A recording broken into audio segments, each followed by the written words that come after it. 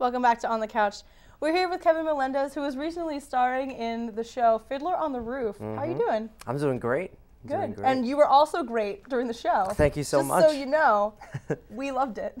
I'm glad you liked can't it. not love Fiddler. There's just nothing not to love about it. It's a beautiful, beautiful show, beautiful music, and a wonderful book. It was an absolute joy to work in. It really was.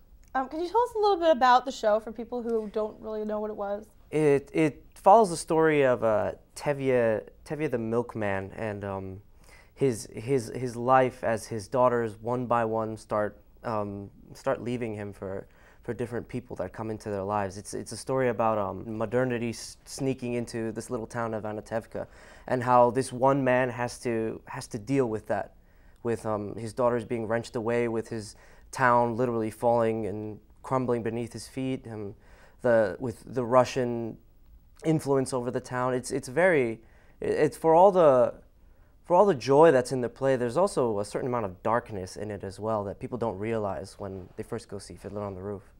And the show has a lot. It has the love, it has the terror, it has the confusion, it has the also the good music, which is probably the best part. That's probably the best part. Yeah. And when you mentioned tradition, Ryan just started dancing. It's one of our favorite songs from that. I mean, probably one of the ones I remember the most. Which one was your favorite to perform?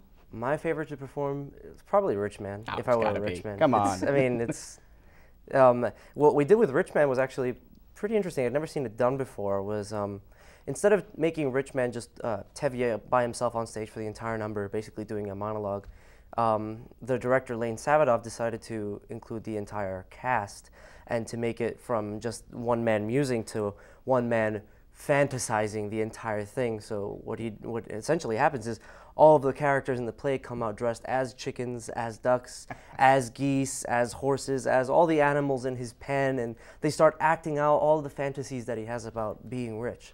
And it really, the stage just explodes when that happens, and it was so much fun.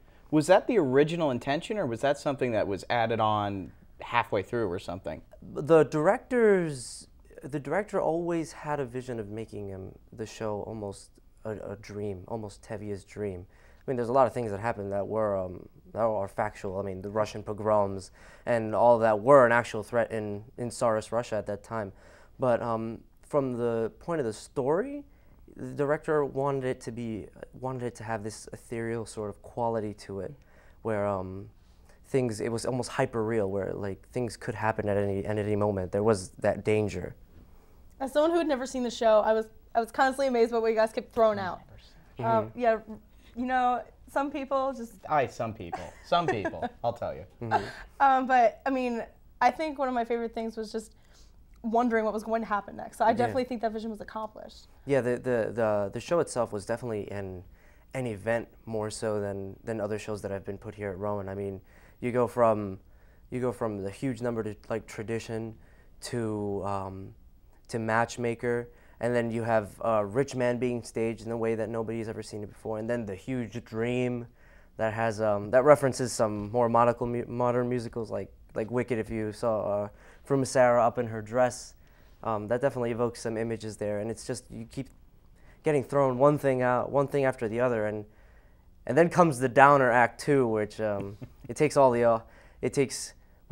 seems to take all the happiness out of the play, but really you're just facing reality. It was just a setup. Really. Unfortunately, that reality sets in eventually. Yeah, that was another thing. Yes, it's a dream, but eventually you have to wake up, and that was one of the driving elements behind Fiddler and behind my characterization of Tevye and all of that. What I wanted to ask him as soon as I saw him today was about his beard. Oh. About the beard. I felt the need to ask him, just how long have you been growing that thing? I started growing this thing in late January. Oh my goodness. Was it something that you all had to start growing at the same time, or? We were all required to grow a beard, to grow facial hair. Some were more successful than others. I consider myself very successful. I think you did a fine job on growing the beard. Would you say that people look at you strangely if they haven't exactly seen the show before? Most people kowtow to the beard. They forget I'm there and they just see the beard, really. It's a depressing life, you It's man. a floating beard. Yes. So nothing else is there. I definitely love it. When are you gonna get rid of it? I mean, are you? I have to keep this thing till May 1st or 2nd. I'm working with Cinema Workshop right now. We're working on the series The Broken Gun.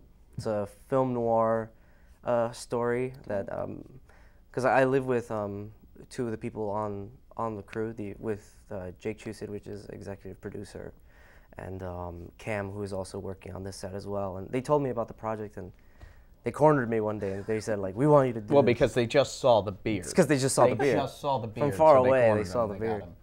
But yeah, I've been working on that. I was working on that while I was working on Fiddler. So you're a multitasker, is what you're saying. Yes. Which brings my next question is, what other projects are you going to start working on now that Fiddler is complete? Now that Fiddler is complete, I'm working on I'm directing a show called I Dream Before I Take the Stand. It's going up for the Directing 2 class in the Lab Theater on Monday, the first Monday in May. I believe that's May 3rd. I'm not sure. But yeah, it's a story about one woman facing herself and her feelings of self-guilt and self-blame after she's been raped after a walk in the park. So after that, you graduate. Am I right? Yes. What does that feel like, and what are you going to do? It feels like a big weight has been lifted off my shoulders, but it also feels like the rug has been taken out from under me. That's a good way tough. to describe it. And one other question, did you have to take the senior picture with the beard? No, I actually have not. I didn't take the senior picture yet. I will, but no, I will have No the beard in the picture? No beard in the picture, none. All right. All right, well, thank you so much for joining us. Of course, thank you. We love the show, and it's a pleasure to have you. Thank you so much. All right, we'll be right back, you guys.